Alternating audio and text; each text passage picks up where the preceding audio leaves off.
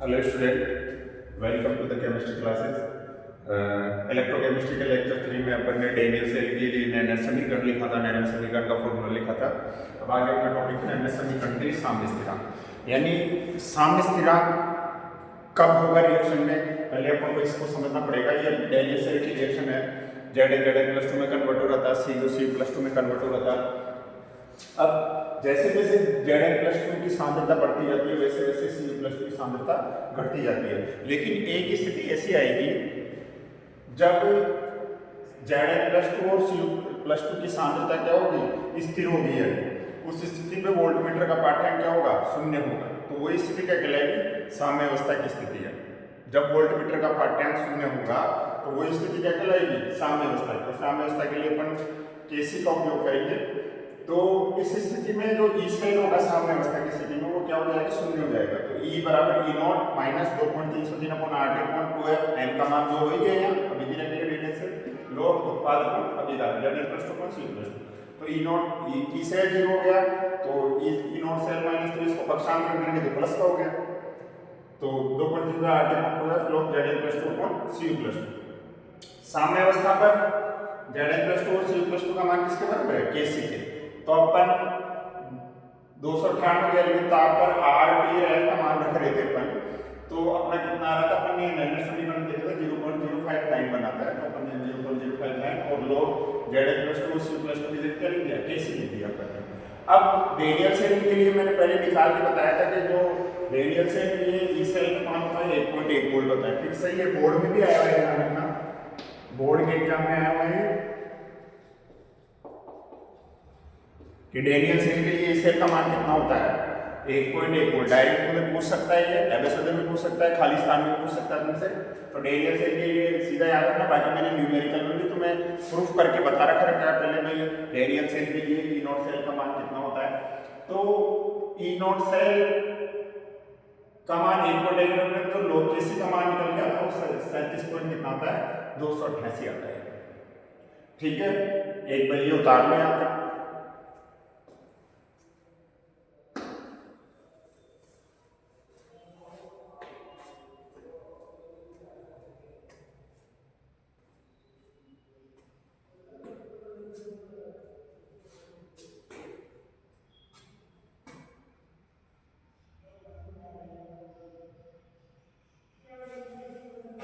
ठीक है, कर देंगे इसको।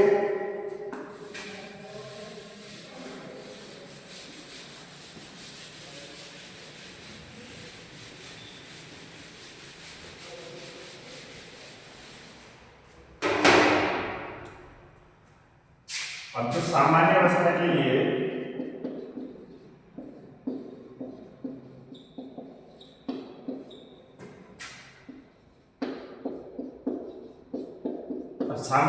के लिए जो E0 सेल और साम्य स्थिरांक में क्या संबंध होता है, वो नॉर्मली होता है E0 सेल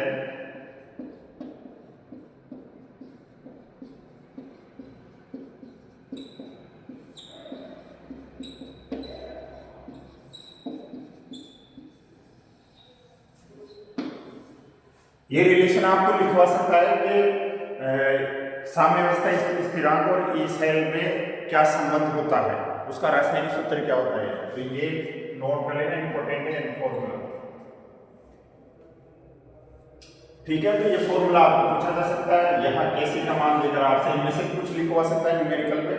तो Kc का मान दे देगा यहाँ, तो आपको यहाँ E0 सेल निकलवा ले या m का मान निकलवा ले, R/T के मान तो फिक्स है ही। तो ये फॉर्मूला आपको याद रखना है, आपको संबंध का फॉर्मूला पूछा जा सकता है। ठीक है, इसको नोट कर लो एक बार।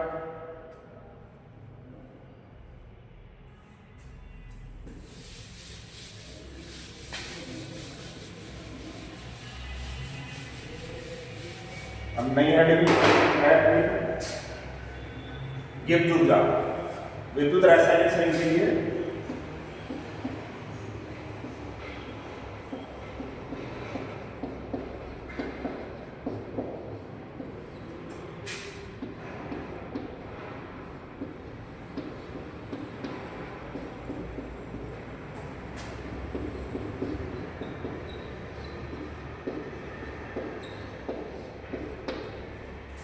विद्युत रासायनिक सेल के लिए गिब्स ऊर्जा। देखो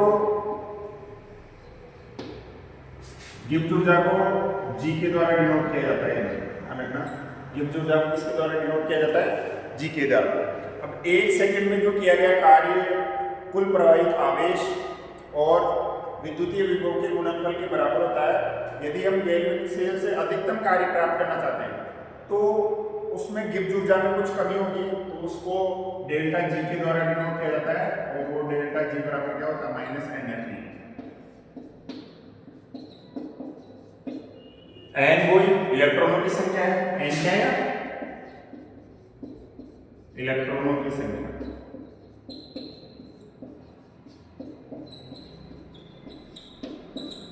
एफ क्या है? फैराडे स्थिरांक।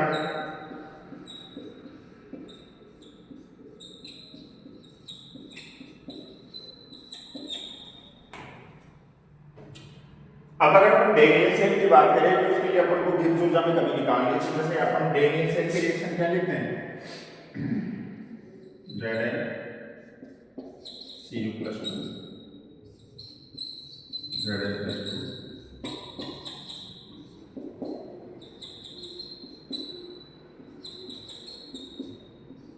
जैसे डेनियल सेल की रिएक्शन हो गई तो इसके लिए अपन को गिब्स ऊर्जा में कमी लिखनी है, तो डेल्टा जी बराबर क्या लिखेंगे? माइनस एन का मान कितना है? 2 है एन का मान इस अभिक्रिया के लिए। एन का मान इस अभिक्रिया के लिए क्या है? कितने इलेक्ट्रॉनों का स्थानांतरण हो रहा है? 2 का स्थानांतरण होता है। Zn+2 में 2 इलेक्ट्रॉन, ठीक है, इसने 2 इलेक्ट्रॉन त्यागे और Cu ने 2 इलेक्ट्रॉन ग्रहण किए, तो n बराबर कितने हो गए? 2 इलेक्ट्रॉन। तो अपन यहाँ क्या लिखेंगे? -2f। तो ऐसे आपको एग्जाम में भी रिएक्शन दे सकता है डेनियल सेल की, ऐसे बोले इसमें गिब्स ऊर्जा में कमी बताइए, तो एबीसीडी में भी आ सकता है तुम्हारे कि इस रिएक्शन के लिए गिब्स ऊर्जा में कमी होगी। पहला ऑप्शन आ गया -NFE, दूसरा ऑप्शन आ गया -2Fe, तीसरा ऑप्शन -3Fe, चौथा ऑप्शन -4Fe। तो इस तरह से क्वेश्चन बन सकता है। तो ध्यान रखना जितने इलेक्ट्रॉनों का स्थानांतरण होगा वो F का मान जो फैराडे स्थिरांक होगा, ठीक है, ई सेल का मान अगर ये न्यूमेरिकल में भी आता है तो n का मान जो भी रिएक्शन है उसके लिए हो जाएगा 2 है। 2 फैराडे है अपना 96,487, ये 96,500 को यूज कर सकते हैं न्यूमेरिकल में। और ई सेल का मान जैसे डेनियल सेल की बात होगी तो 1.1 है, तो उस पर न्यूमेरिकल आ सकता है आपके, अभी करवाएंगे उसमें न्यूमेरिकल। पहले एक बार इस रिएक्शन को उतार लो। ऐसे भी इस रिएक्शन को चेंज भी कर सकता हूँ। जैसे सपोज करो मैं ये 2 ले लिया मॉलिक्यूल में,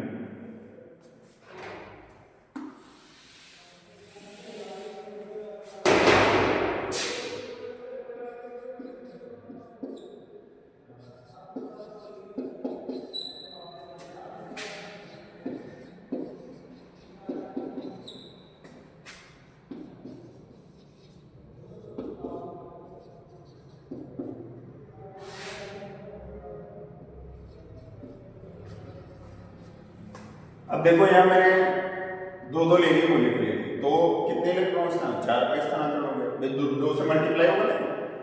तो अगर अपन इसके लिए गिब्स समीकरण लिखेंगे तो डेल्टा जी का -4f, ठीक है। तो ये अभिक्रिया के अनुसार चेंज हो रही है गिब्स ऊर्जा में कमी। वो अपन ने नॉर्मल डेनियल सेल के लिए लिख रहे हैं, और के लिए भी हो सकता है। अपन को n का मान रखना है कि n कितने इलेक्ट्रॉनों का स्थानांतरण हो रहा है, ठीक है। तो तुम्हें एग्जाम में भी ये लिखवा सकता है। जैसे मान लो कोई सी भी रिएक्शन दे दे उसके लिए बोले कि इसके लिए गिब्स ऊर्जा का मान क्या होगा, तो जितने भी इलेक्ट्रॉनों का स्थानांतरण हो रहा है n के लिए वो मान रखिए, F ये हो जाएगा सॉल्यूशन। आपको एबीसीडी में पूछा जा सकता है, आपको एक लाइन में पूछ सकता है। तो ये दोनों रिएक्शन नोट कर लो कि इनके लिए डेल्टा जी कैसे लिखा है।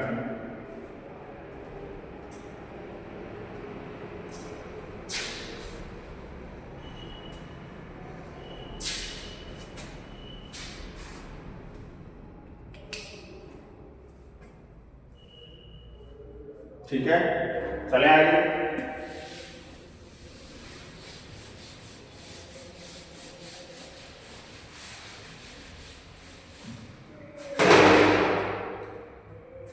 क्वेश्चन लिखो एक, डेनियल सेल के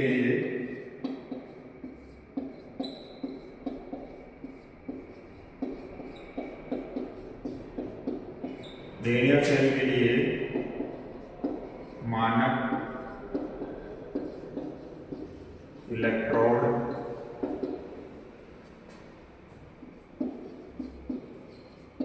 विभव का मान 1.1 वोल्ट है, इसमें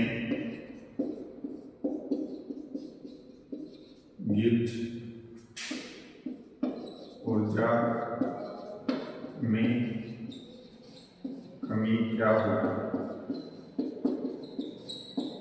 इस तरह से न्यूमेरिकल आ सकता है। जहां एंटी लॉक का यूज हो रहा है वहां न्यूमेरिकल बोर्ड में जनरली पूछा नहीं जा सकता है, क्योंकि वहां उसको टेबल भी देनी पड़ती है एंटी लॉक की, तो वो सॉल्यूशन। हाँ, ये इसमें जो तुम्हारे एनसीईआरटी के बुक में न्यूमेरिकल है वो सीधा सीधा है और तुम्हारे बोर्ड के एग्जाम में आ भी सकता है ये न्यूमेरिकल। तो ध्यान रखना इस न्यूमेरिकल पे थोड़ा इंपॉर्टेंट लगाना। रेडियन सेल के लिए मान इलेक्ट्रॉन का मान 1.1 वोल्ट है, इसमें गिब्स ऊर्जा में कमी क्या होगी। ठीक है, तो मैं एक बार रेडियन सेल के लिए अभी लिख देता हूं आप इससे।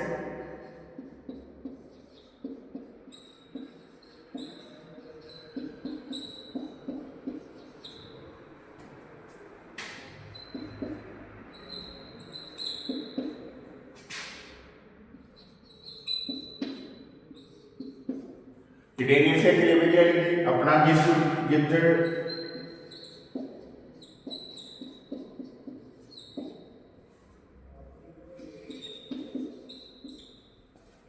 गिब्स का फॉर्मूला यही था अपना, गिब्स ऊर्जा के समीकरण का ये फॉर्मूला था। अब देखो यहाँ n बराबर कितना हो गया, 2 हो गया। 2 इलेक्ट्रॉनों का स्थानांतरण रेडियन सेल में अपन पढ़ते आ रहे हैं, और f का मान अपन को फिक्स बताइए 96,487, और ई सेल का मान अपन को दिया हुआ ऊपर कितना दिया हुआ है 1.1 वोल्ट, और अपन पहले भी निकाल चुके रेडियन सेल के लिए इतना होता है। तो कुछ नहीं, इतना सिंपल है, ये तुम्हारे बोर्ड के एग्जाम में आ सकता है, इंपॉर्टेंट है, ध्यान रखना। ये न्यूमेरिकल बोर्ड में आ सकता है तुम्हारे, इसमें इंपॉर्टेंट है ना, सीधा सीधा है, कुछ नहीं है, आपको फॉर्मूला याद रखना है। n का मान अपन को पता है रेडियन सेल के लिए 2 होता है, फैराडे स्थिरांक का मान फिक्स 96,487, और ई नॉट सेल का मान 1.1 वोल्ट न्यूमेरिकल में दिया हुआ है, हालांकि मैंने पहले प्रूफ किया हुआ है। ठीक है, अब कुछ ही डेल्टा जी बराबर n का मान यहां से संख्या को कितना रखना है 2, 4,487 इंटू 1.1। अब कुछ ही नहीं करना, केवल इसको मल्टीप्लाई करना है, मल्टीप्लाई करके देखो और जो भी आंसर आएगा वो लिखना है अपन को। जो ये आंसर आएगा वो लगभग आएगा -212.29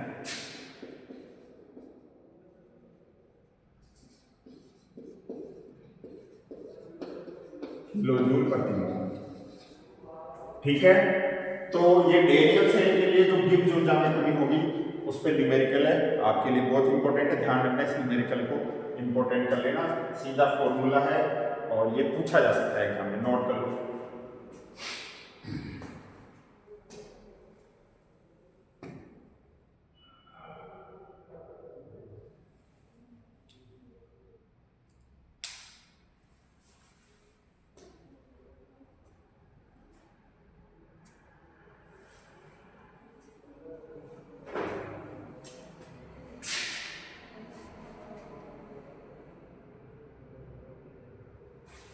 कर दे, ठीक है, चले आगे।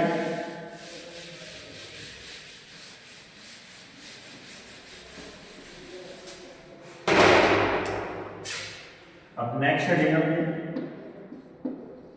विद्युत अपघटनी विलयन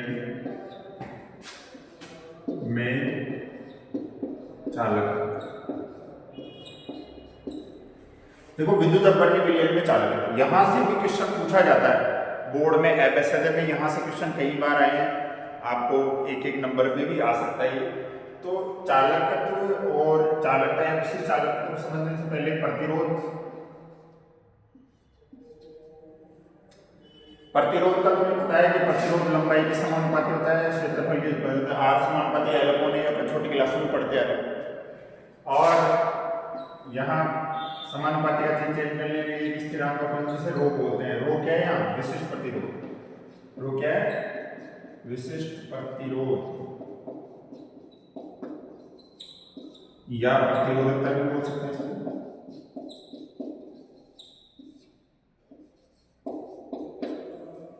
आर प्रतिरोध है, आर क्या है प्रतिरोध है। ठीक है, तो चालकत्व या चालकता पढ़ने से पहले अपन एक बार प्रतिरोध और विशिष्ट प्रतिरोध के बारे में अपन डिस्कस कर रहे हैं कि जो प्रतिरोध होता है वो लंबाई के समानुपाती होता है और क्षेत्रफल के व्युत्क्रमानुपाती होता है। इसको समानुपाती स्थिरांक में चेंज करने के लिए बराबर में एक रो एक स्थिरांक से, जिसे क्या बोलते हैं विशेष प्रतिरोध या प्रतिरोधकता। अब प्रतिरोध का मात्रक जानते ही वो ओम होता है, इसका प्रतिरोध का मात्रक, और जो विशेष प्रतिरोध होता है इसका मात्रक होता है ohm into metre, ohm into metre. पूछा जा सकता है आपसे छोटे क्वेश्चन में ध्यान रखना कि विशेष प्रतिरोध या प्रतिरोधकता का मात्रक क्या होता है, ओम इंटू मीटर। ठीक है, ये आया कैसे, ये भी अपन यहाँ से देख सकते हैं कि ओम इंटू मीटर कैसे आया। जैसे अपन रो बराबर क्या हो जाएगा, आर ए अपॉन एल, ये हो जाएगा ए वज्र गुणा हो जाएगा आर से। अब क्षेत्रफल मीटर स्क्वायर, लंबाई मीटर, तो 1 मीटर से 1 मीटर गया तो प्रतिरोध का ओम है तो क्या हो गया ओम इंटू मीटर। ठीक है, तो ये इस तरह से आता है। तो कंसेप्ट मेरे हिसाब से विशेष प्रतिरोध या प्रतिरोधकता क्लियर होगा, मात्रक इसका निकाल के बता दिया, ओम इंटू मीटर होता है। ठीक है, अब अपन आगे चलते हैं, जो अपना मेन एम है कि ये चालकत्व क्या होता है। अभी जरा चालकत्व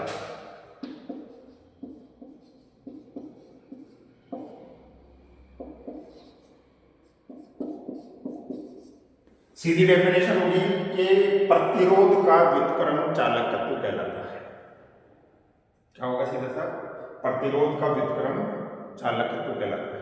तुमसे परिभाषा ही पूछ सकता है कि चालकत्व की परिभाषा क्या होगी।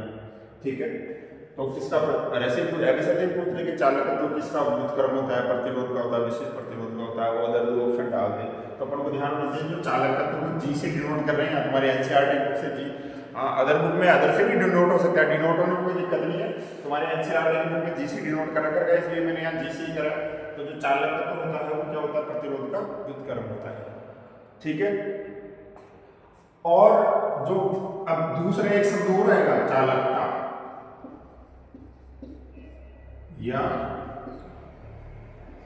विशिष्ट चालकता।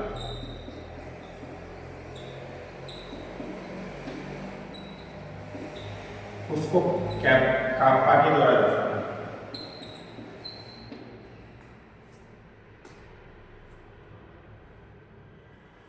चालकत्व किसे कहते हैं, प्रतिरोध का व्युत्क्रम होता है 1/r। ठीक है, दूसरा होता है चालकता। ध्यान रखना दोनों शब्दों में, कंफ्यूजन एग्जाम में है तो ढंग से देखना है कि क्या पूछा है, चालकत्व तो पूछा है या चालकता। चालकता का दूसरा नाम है विशिष्ट चालकत्व। तो चालकता या विशिष्ट चालकत्व को काप्पा के द्वारा डिनोट किया जाता है। ये क्या होता है, विशिष्ट प्रतिरोध का व्युत्क्रम। किसका व्युत्क्रम होता है, विशिष्ट प्रतिरोध का व्युत्क्रम। तो ये दोनों चीज नोट कर लो, इसके डेफिनेशन भी लिख लेना है यहाँ पे। प्रतिरोध का व्युत्क्रम चालकत्व कहलाता है और जो विशिष्ट प्रतिरोध का व्युत्क्रम है वो चालकता या विशिष्ट चालकत्व कहलाता है। इसको नोट कर लो एक बार।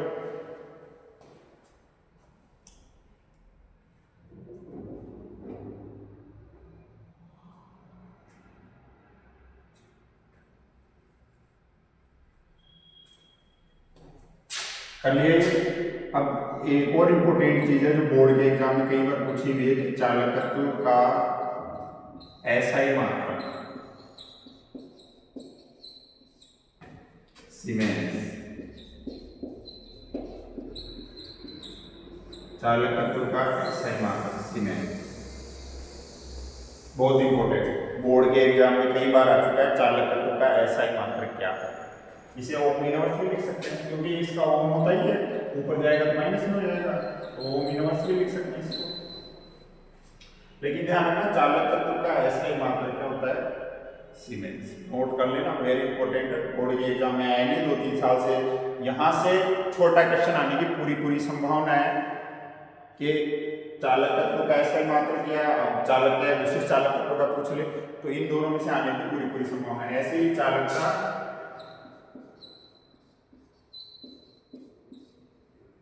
या विशिष्ट चालकत्व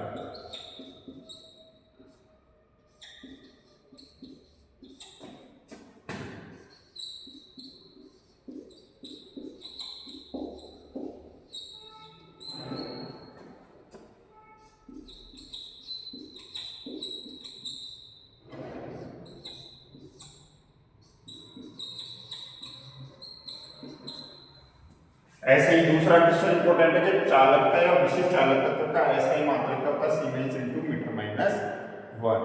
तो ये दोनों क्वेश्चन बहुत इंपॉर्टेंट है अपने आप में, इनके ऐसा ही मात्रक ये ध्यान रख लेना, बोर्ड के एग्जाम में ये कई बार पूछे जा सकते हैं और इंपॉर्टेंट लगा लेना दोनों, वेरी इंपॉर्टेंट, नोट कर लो ये दोनों चीज।